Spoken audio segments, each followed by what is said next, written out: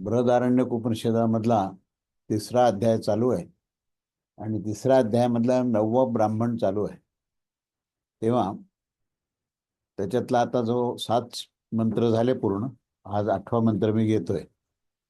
8व्या मंत्राचा विषय असा आहे की देवतांचे 3, 2 आणि 1.5 अशा या संख्येचं विवरण याच्यात दिलेलं आहे. म्हणजे जो मूळ प्रश्न होता की देवता किती आहेत, आता ते ते सांगण्याच्या पूर्ण ह्याच्यामध्येच आता आपण ह्याच्यावर आलेलो आहे की देवतांच्या 3 देवता कोणत्या आहेत, 2 देवता कोणत्या आहेत आणि 1.5 संख्येचे असलेले देवता काय आहेत, त्याचं विवरण आता आपण करत आहोत. तेव्हा मंत्र 8वा, तिसरा अध्याय, 9वा ब्राह्मण, 8वा मंत्र. तेव्हा मंत्र असा आहे की कतमे ते त्रयो देवा इतिम एव त्रयो लोका येषु हिमे सर्वे देवा इति कतमौ तौ द्वौ देवा वित्यन्नम चैव प्राणश्चेति कतमो अध्यर्थम इति योयम पवत इति. अर्थ असा आहे याचा. शाकल्य म्हणतो की ते 3 देव कोण आहेत, तेव्हा याज्ञवल्क म्हणतात की हे 3 लोकच हे 3 देव आहेत. म्हणजे हे जे त्रैलोक्य आपण ज्याला म्हणतो की भू, भुवहा आणि स्वहा, हे 3 लोक आहेत. म्हणजे भूलोक म्हणजे आपण जो राहतो तो भूलोक, आणि त्याच्यावर जो आहे तो अंतरिक्ष, आणि त्याच्यावर दिवलोक म्हणजे स्वर्गलोक. असे हे 3 लोक जे आहेत ते 3 लोकच 3 देव आहेत. त्याच्यामध्ये या तिन्ही लोकांमध्ये सर्व प्रकारचे देव अंतर्भूत होतात. तेव्हा शाकल्य म्हणतो की हे मग आता 2 देव कोणते आहेत, तर याज्ञवल्क्य म्हणतात की अन्न आणि प्राण हे 2 देव आहेत. मग शाकल्य पुढे विचारतो की मग 1.5 देव काय आहे, तर याज्ञ म्हणतो जे वाहत आहे ते 1.5 आहे. ते वाहणाराचं जे काही आहे तर ते 1.5 लोक आहेत. आता याचा आशय आपण पाहूया. हे शब्दशः अर्थ झाला. तर प्रश्न असा होता की 3 देव कोणते आहेत, तेव्हा याज्ञवल्क्याने सांगितलं की हे 3 लोकच 3 देव आहेत. पृथ्वी आणि अग्नी मिळून 1 देव होतो, अंतरिक्ष आणि वायू मिळून दुसरा देव होतो, द्युलोक आणि आदित्य हा तिसरा लोक होतो. तेव्हा जो पहिला म्हणजे पृथ्वीवर अग्नी जो आहे तो पृथ्वीवर असतो, आणि पृथ्वी आणि अग्नी हे 2 मिळून जो आहे तो 1 देव म्हणजे 1 लोक झाला. त्याच्यानंतर अंतरिक्षामध्ये अंतरिक्ष आणि वायू हे हे दोन्ही मिळाल्यानंतर दुसरा देव होतो, आणि द्युलोक म्हणजे स्वर्गलोक, आणि आदित्य म्हणजे सूर्य. तर स्वर्गलोक आणि सूर्य ह्या दोघांना मिळून हा तिसरा देव तयार झाला, म्हणजे हा स्वर्गलोक. असे जे 3 लोक आहेत तर ते 3 लोकांचं हा 3 देव निर्माण झाले, किंवा 3 देवाच्या संदर्भातले आहेत. तेव्हा ते ते एव त्रयो देवाः इति, कारण की ह्या 3 देवामध्ये समस्त देवांचा अंतर्भाव असतो. या कारणाने हे 3ही देव आहेत. अशा कोणत्या विरुक्तवेत्यांचा पक्ष आहे की ते 2 देव कोणते आहेत, तेव्हा या 2 देवाबद्दल संदर्भ सांगताना ते असं म्हणतात की अन्न आणि प्राण हे ते 2 देव आहेत. तेव्हा त्यांच्यामध्ये पूर्वोक्त आणि सर्वच देवतांचा अंतर्भाव होतो. कारण सर्व देवतांना अन्न लागतंच, आणि सर्व देवतांचा संबंध हा प्राणाशी आहे. आणि म्हणून सर्व देव जे आहेत ते अन्न आणि प्राण ह्यानेच युक्त आहेत, आणि हा अन्न आणि प्राणच त्यांचे हे 2 देव आहेत. तेव्हा याच्यामध्ये पूर्वोक्त सर्वच देवतांचा अंतर्भाव होतो. आता हा जो दुसरा प्रश्न झाला, आणि तिसरा प्रश्न काय होता, 1.5 देव कोणते आहेत. आता याचं उत्तर त्याने दिलं, जे वाहत आहे ते 1.5 देव आहे. आता हे वाहणारं काय आहे, तर ह्या वाहणाऱ्याचा अर्थ असा आहे की वायू हा वाहणार आहे, जल हे वाहणार आहे. तेव्हा ह्या वायू आणि जलामध्ये हे 1.5 देव असं सांगितलेलं आहे.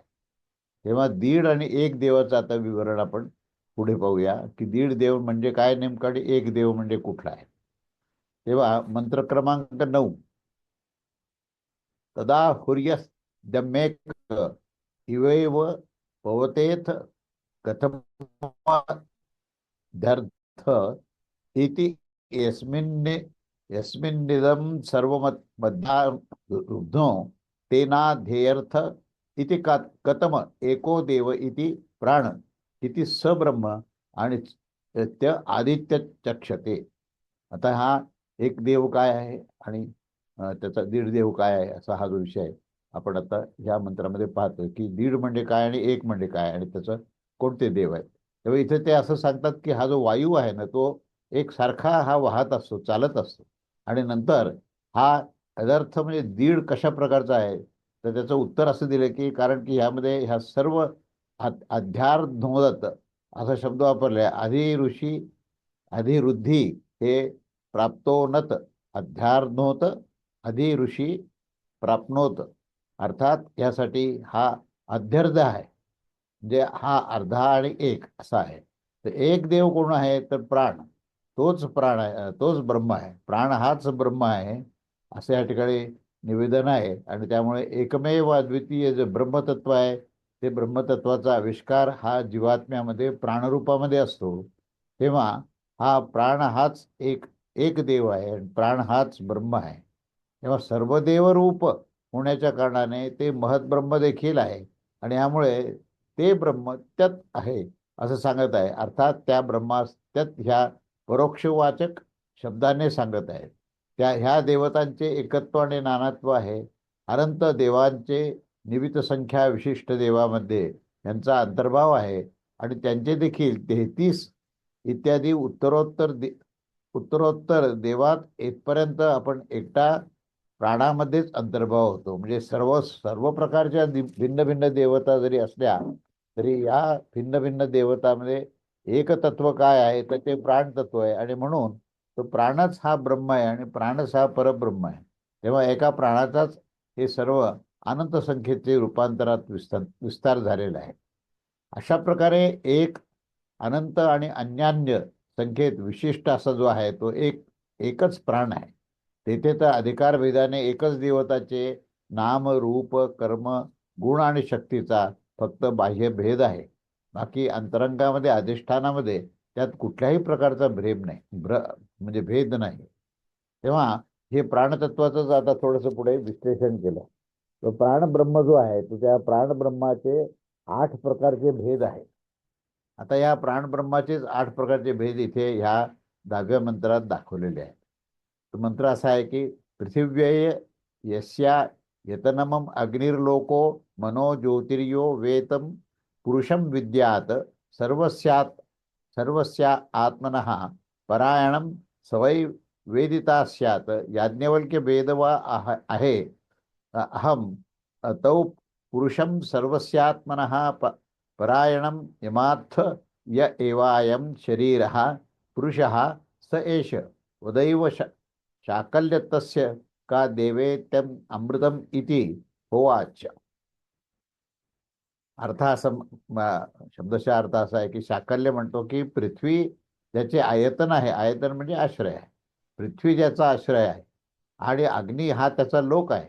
तेव्हा ही जी दर्शनशक्ती आणि मन जे आहे ही ज्योती आहे, संकल्प विकल्प साधन आहे. आणि जे देखील या पुरुषाचे संपूर्ण अध्यात्म कार्यकरण समूह याचे परायण असतो तेच त्यालाच आपण ज्ञाता पंडित असं म्हणतो. आणि याज्ञवल्क्य तुम्ही तर न जाणताच पंडित होण्याचे अभिमान करत आहात. त्यावर याज्ञवल्क्याने उत्तर दिलं की ज्यास तुम्ही संपूर्ण आध्यात्मिक कार्यकरण संघाचा हा परायण दाखवत आहात त्या पुरुषास तर मी जाणत आहे. हे जे शरीर आहे तेच पुरुष आहे आणि तेच हे आहे. तेव्हा शाकल्य म्हणतो की पृथ्वी ज्याचे आयतन आहे, म्हणजे शाकल्याचा जो विस्ताराने आता आशय सांगतात की शाकल्य म्हणतो की पृथ्वी ज्याचे आहे तर म्हणजे ज्याचे आश्रय आहे आणि अग्नी ज्याचा लोक आहे, दर्शन शक्ती आणि मन ज्योती संकल्प विकल्प साधन आहे. आणि जे देखील या पुरुषाचे संपूर्ण अध्यात्म कार्यकरण समूहाचे परायण जाणत असतात त्यांनाच ज्ञाता आणि पंडित असं म्हणतात. पण याज्ञवल्क्य तुम्ही तर न जाणताच पंडित होण्याचा अभिमान करताय. त्यावर याज्ञवल्क्य म्हणतात ज्यास तुम्ही संपूर्ण आध्यात्मिक कार्यकरण संघातचा परायण दाखवत आहात त्या पुरुषास तर मी जाणत आहे. ते जे हे शरीर पुरुष आहे तेच हे आहे, तेच हे आहे. तेव्हा इथे थांबून मग याज्ञवल्क्य म्हणतो याच्याशिवाय तुम्हाला काय बोलायचं आहे ते बोला. तेव्हा शाकल्य म्हणतो ठीक आहे, तर त्याची देवता कोणती आहे, म्हणजे हे तर तुम्ही सांगितलं पण याची देवता कोणती आहे. त्याच्यावर हे याज्ञवल्क्याने उत्तर दिलं की त्याची देवता अमृत आहे. आता ह्या 10व्या मंत्राचा अर्थ झाला आता याचा आशय आपण बघूया. आशय असा आहे की ज्या देवांचे पृथ्वीच अयतान अर्थात आश्रय आहे, अग्नी ज्याचे लोक आहे, ह्याच्याद्वारे अवलोकन करत असतात. या कारणाने हे हे त्याचे लोक आहेत. आणि लोकयतीचा अर्थ आहे की तो पाहत असतो, अर्थात तो अग्नीस पाहत असतो, तो अग्नीला पाहत असतो. आणि मनज्योती आहे, जो मनरूप ज्योतीने संकल्प विकल्पादी कार्य करत असतो, तो एकदेव मनोज्योती आहे. तात्पर्य असं आहे की हे पृथ्वीचे अभिमानी कार्यकरण संघातवान देव पृथ्वीरूप शरीरवाला आणि अग्निरूप दर्शन शक्तीवाला आणि मनाने संकल्प करणारा आहे. जो असे ह्या लक्षणाने युक्त त्या पुरुषास संपूर्ण आत्म्याचे आध्यात्मिक कार्य आणि कार्यकरण संघात रूप आत्म्याचे परम अयन म्हणजे परम आश्रय जाणत असतो. अर्थात मातृजनित क्षेत्रस्थानीय त्वचा मांस आणि रुधिर रूपाने आणि पितृजनित बीजस्थानीय अस्थि मज्जा आणि वीर्य रूपाने आणि इंद्रियाचे तो परम आयन आहे असे जो जाणत असतो, असा जो जाणणारा आहे. तर तात्पर्य असं आहे की यास ह्या प्रकारे जाणत असतो तोच पंडित आहे. आणि हे याज्ञवल्क्य तुम्ही तर त्याला जाणण्याविनच पंडित होण्याचा अभिमान करत आहात, असा याचा अभिप्राय आहे. त्यावर याज्ञवल्क्य म्हणतो की जर त्याच्या विज्ञानानेच पंडिताची प्राप्ती होत असते तर मी त्या पुरुषात जाणतो. कारण तुम्ही ज्या संपूर्ण आध्यात्मिक कार्यकरण संघात रूप परायण दाखवत आहात, तर त्या पुरुषाबद्दल मला संपूर्ण ज्ञान आहे. आणि येथे शाकल्याचे हे वचन समजले आहे की जर तुम्ही त्या पुरुषात जाणत असाल तर दाखवा, तेव्हा तो कोणत्या विशेषणाने युक्त आहे ते आम्हाला सांगा. तर ऐका, जे पण हे शरीर आहे आणि शरीररूप पार्थिवंशाने होणारे जे शरीर म्हणतात ते मातृजनित कोशत्रय रूप आहे. आणि हे शाकल्य तोच तो देव आहे ज्याच्या विषयामध्ये तुम्ही विचारले आहे. परंतु ह्या विषयामध्ये एक आणखी विशेषण दाखवणे आवश्यक आहे. तर हे शाकल्य त्यास सांगा, अर्थात त्याच्या संबंधात विचारा. अशा प्रकारे अत्यंत क्षुभित केल्या जाण्यावर त्याने अंकुशाने पीडित झालेल्या हत्तीच्या समान क्रोधाच्या वशीभूत होऊन विचारले की मग त्या शरीरात होणाऱ्या त्या देवता काय आहेत. याप्रमाणे दाखवणे हे इथे अभिष्ट आहे. शाकल्याने केलेल्या प्रश्नाच्या उत्तरामध्ये त्याचं उत्तर दिलंय की ते अमृत आहे असं याज्ञवल्क्याने सांगितले. आणि खाल्लेल्या अन्नाचा जो रस हा मातृजनित लोहिताच्या निमित्ताने कारण होत असतो, तेच अमृत असते. त्या अन्नाच्या रसाने स्त्रीमध्ये लोहित उत्पन्न होत असते आणि त्यापासूनच बीजाचे आश्रयभूत लोहितमय शरीर बनते. आणि पुढचे अन्य पर्यायाचा अर्थ देखील याच्या समानच आहे. तेव्हा असा हा 10व्या मंत्रावरचं हे पूर्ण संबंध चिंतन झालं. आता आपण पुढचा मंत्र बघूया. मंत्र क्रमांक 11. काम एव यस्या यतनम हृदयं लोको मनर्ज्योतिर्यो वै तं पुरुषं विद्यात सर्वस्यात्मनः परायणं स वै वेदिता स्यात्. याज्ञवल्क्य वेद वा अहं तं पुरुषः सर्वस्या आत्मनः परायणं यमात्थ य एवाय काममयः पुरुषः स एष वदैव. शाकल्य तस्य का देवतेति स्त्रिय इति होवाच.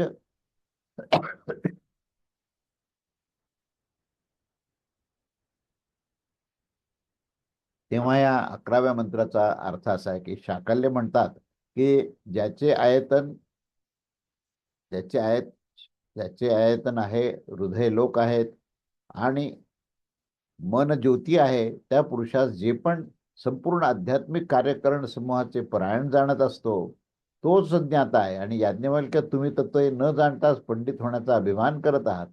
त्यावर याज्ञवल्क्य उत्तर देतात की ज्या तुम्ही संपूर्ण आध्यात्मिक कार्यकरण संघातचे जे परायण दाखवत असतात त्या पुरुषास तर मी जाणतोय. जो देखील हा काममय पुरुष आहे तोच हा आहे. हे शाकल्य आणखी बोला. त्यावर शाकल्य म्हणतात मग त्याची देवता कोणती आहे. तेव्हा याज्ञवल्क्याने उत्तर दिले की त्याची देवता स्त्री आहे.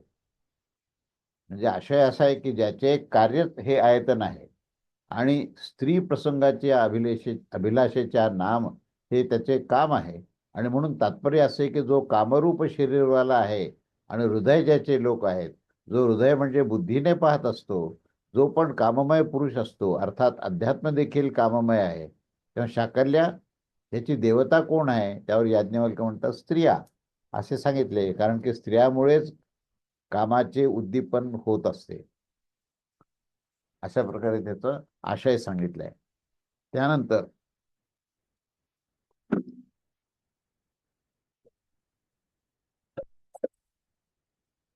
मंत्र क्रमांक 12. मंत्र असा आहे, रूपाण्येव यस्या यतनं चक्षुर्लोका मनो ज्योतिर्यो वैतं पुरुषं विद्यत सर्वस्यात्मनः परायणं स वै वेदिता स्यात्. याज्ञवल्क्य, वेदवा अहं तं पुरुषः सर्वस्यात्मनः परायणं यमात्थ च एवा सा आदित्यो पुरुषः स एष वदैव शाकल्य तस्य का देवतेति सत्यम इति होवाच. याचा अर्थ असा आहे की शाकल्य म्हणतो की रूपच ज्याचे आयतन आहे, चक्षु ज्याचे लोक आहेत आणि मन ही त्याची ज्योती आहे, जो पण त्या पुरुषास संपूर्ण अध्यात्म कार्यकरण समूहाचे परायण जाणत असतो तोच ज्ञाता आहे. आणि हे याज्ञवल्क्य, तुम्ही तर हे जाणल्याशिवायच पंडित होण्याचा अभिमान करून राहत आहात. त्यावर याज्ञवल्क्य म्हणतात की तुम्ही ज्या संपूर्ण अध्यात्म आणि कार्यकरण समूहाचे परायण दाखवत आहात त्या पुरुषास तर मी जाणतच आहे. जे पण या आदित्यामध्ये पुरुष आहेत तेच हे आहेत. शाकल्य आणखीन बोला. तेव्हा शाकल्य म्हणतो की त्याची देवता कोण आहे. तेव्हा याज्ञवल्क्याने उत्तर दिले की त्याची देवता सत्य आहे. ज्याचा आशय असा आहे की रूपच ज्याचं आयतन आहे आणि रूप हे शुक्ल आणि कृष्ण आदी दोन प्रकारचे असते. जो पण हे आदित्यामध्ये पुरुष आहेत, संपूर्ण रूपांचा जे विशिष्ट कार्य आहे ते आदित्यामध्ये पुरुष आहे आणि त्याची देवता कोण आहे. तेव्हा याज्ञवल्क्यांनी सत्य असं सांगितलं. तेव्हा सत्य ह्या शब्दाने चक्षु सांगितले गेले आहेत, कारण की अध्यात्म चक्षुनेच अधिदैवत आदित्याची निष्पत्ती होत असते. म्हणजे आदित्याची निष्पत्ती सुद्धा कशाने होते हे याच्यामध्ये सांगितलेलं आहे की आदित्याची निष्पत्ती ही चक्षुने, त्या परब्रह्म परमात्म्याच्या चक्षुतून आदित्याची उत्पत्ती आहे असा या ठिकाणी आशय आहे. तेव्हा पुढचा जो भाग आहे तो बघू. म्हणजे पुढचा आता 13वा मंत्र आहे. त्यामध्ये आकाश एव यस्या यतनम श्रोत्रम लोको मनो ज्योतिर्यो वैतम पुरुषम विद्यात सर्वस्यात्मनः परायणम सवै वेदिता स्यात्. याज्ञवल्क्य, वेदवा अहम तम पुरुषम सर्वस्यात्मनः परायणम यमात् य एवायम श्रोत्रः प्रतिश्रुतकः पुरुषः स एष वदैव शाकल्य तस्य का देवते दिशा इति होवाच. तर शाकल्याचा पुढचा प्रश्न असा आहे. पहिल्यांदा निवेदन करून ते प्रश्न विचारतात की शाकल्य म्हणतात की आकाशच ज्याचे आश्रय आहे, श्रोत्र ज्याचे लोक आहे, मन ज्याची ज्योती आहे आणि जो पण त्या पुरुषास संपूर्ण अध्यात्म कार्यकारण समूहाचे परायण जाणत असतो तोच ज्ञाता आहे. आणि हे याज्ञवल्क्य, तुम्ही ते न जाणताच पंडित होण्याचा अभिमान करतात. त्यावर याज्ञवल्क्य म्हणतो की तुम्ही ज्या संपूर्ण अध्यात्म कार्यकारण समूहाचे परायण सांगत असता त्या पुरुषाचे ज्ञान तर मी जाणतो. जो पण ह्या श्रोत्र संबंधी प्रतिश्रुत पुरुष असतो तेच हे आहे. हे शाकल्य आणखी बोला.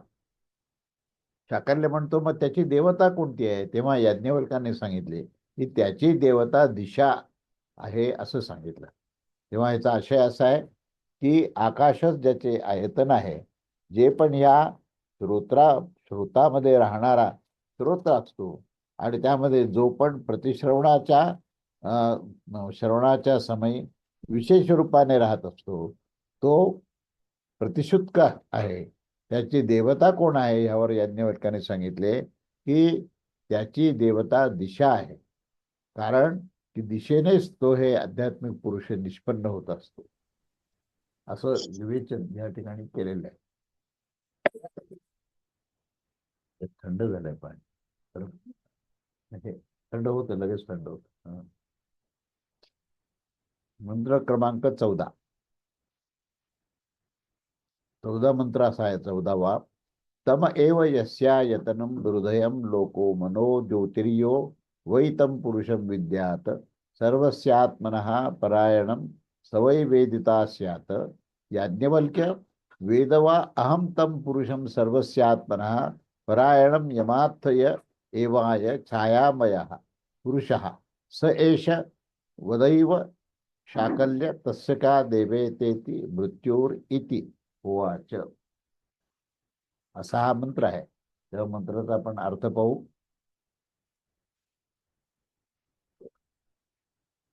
अर्थ असा आहे की शाकल्य म्हणतात, तुम्ही ज्याचे आयतन आहात ते हृदय लोक आहेत, मन ज्योती आहे, आणि जे पण त्या पुरुषाचे अध्यात्म कार्यकरण समूहाचे परायण जाणत असतो तोच ज्ञाता आहे. आणि याज्ञवल्क्य, तुम्ही ज्या समस्त आध्यात्मिक कार्यकरण समूहाचे परायण दाखवत असतात त्या पुरुषास तर मी जाणत आहे. जो पण ह्या छायामय पुरुषास जाणतो तोच हा आहे. आणि हे शाकल्य आणखी बोला. तर शाकल्य म्हणतो, मग त्याची देवता कोणती आहे? त्यावर याज्ञवल्क्य म्हणतात की त्याची देवता मृत्यू आहे. तेव्हा याचा आशय असा आहे की तम हे ज्याचे आयतन आहे, तम शब्दाने रात्री आधीचा अंधकार ग्रहण केला जात असतो. अध्यात्म पक्षामध्ये छाया मात्र अज्ञानमय पुरुषच तम आहे. त्याची देवता कोण आहे? तर ती मृत्यू आहे, असं याज्ञवल्क्याने सांगितले.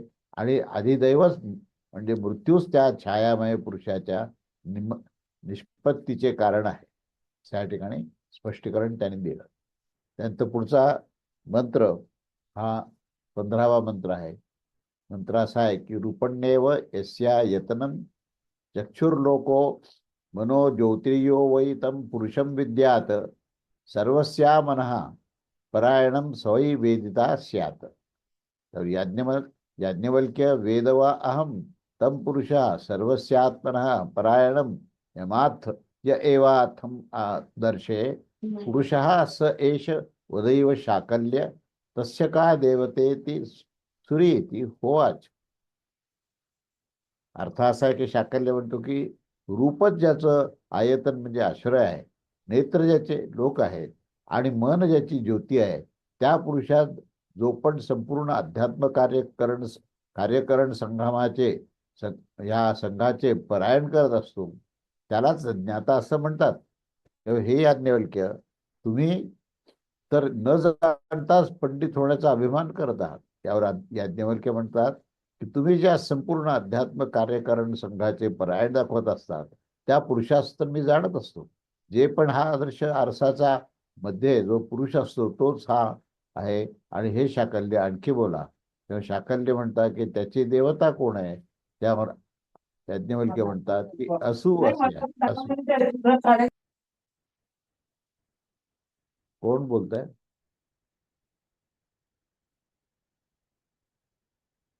आपला ऑडिओ जो आहे तो म्यूट करावा. तेव्हा याचा आशय असा आहे की रूपच ज्याचा आश्रय आहे. प्रथम साधारण रूप सांगितले गेले, परंतु येथे प्रकाश करणारे विशिष्ट रूप ग्रहण केले जात आहे. रूप ज्याचे आयतन म्हणजे आश्रय आहे त्याचे देवतांचे विशेष आयतन हे प्रतिबिंबाचे आधारभूत आदर्श इत्यादी आहे. तेव्हा त्याची देवता कोण आहे यावर याज्ञवल्क्याने सांगितलं की असू. असू म्हणजे प्राण. त्याची देवता जी आहे हे प्राण आहे. अर्थात त्या प्रतिबिंबिक संज्ञक पुरुषाची निष्पत्ती असू म्हणजे प्राणानेच केलेली आहे, असा त्याचा हा संपूर्ण अर्थ आहे.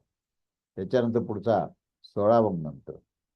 16व्या मंत्रामध्ये मंत्र असा आहे की आप एव यस्यातनं हृदयलोको मनो ज्योतिर्यो वैतं पुरुषं विद्यात सर्वस्यात्मनः परायणं सर्वै सवै वेदिता स्यात्. याज्ञवल्क्य, वेद वा अहं तं पुरुषं सर्वस्यात्मनः परायणं यमार्थय एवायप्सु पुरुषः य एष वदैव शाकल्य तस्य का देवतेति वरुण इति होवाच.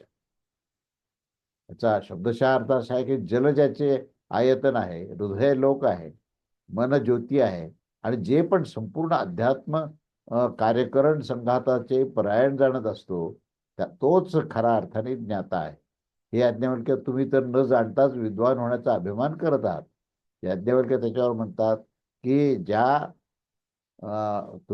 तुम्ही संपूर्ण आध्यात्मिक कार्यकरण समूहाचे परायण दाखवत असत ज्या पुरुषाला, त्या पुरुषास तर मी तर जाणत आहे. तो पण या जलामध्ये पुरुषच आहे आणि तोच हा आहे.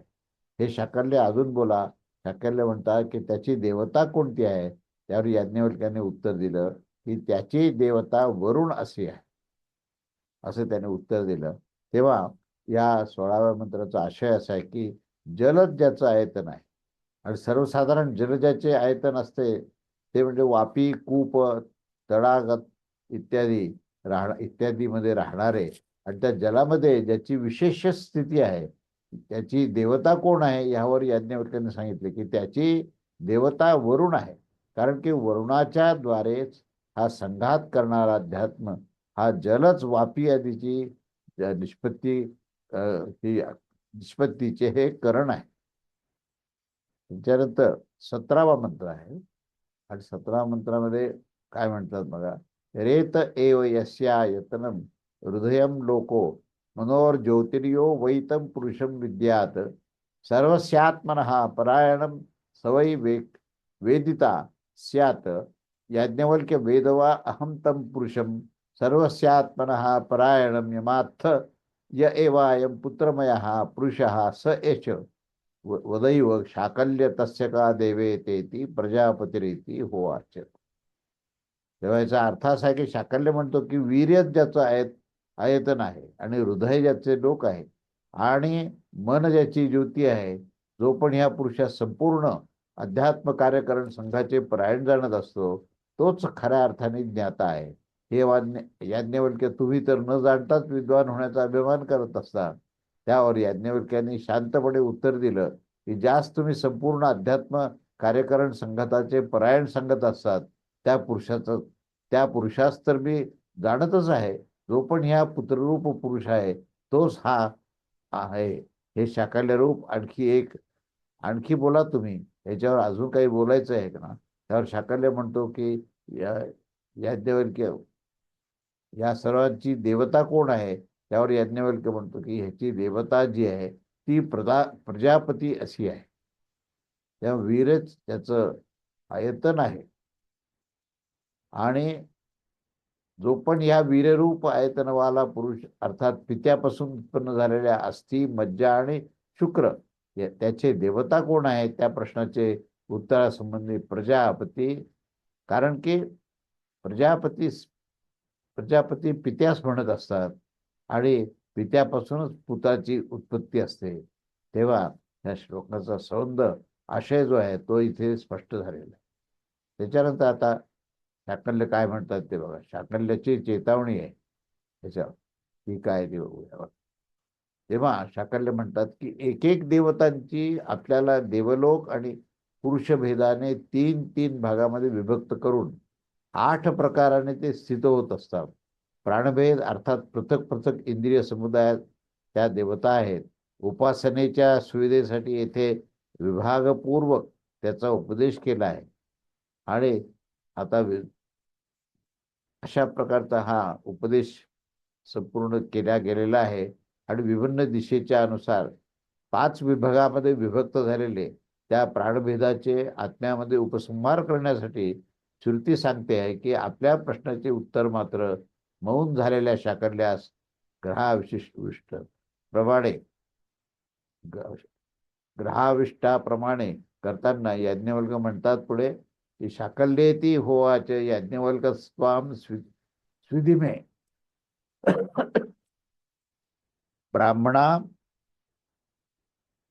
ब्राह्मणा अंगाराव क्षणम करता.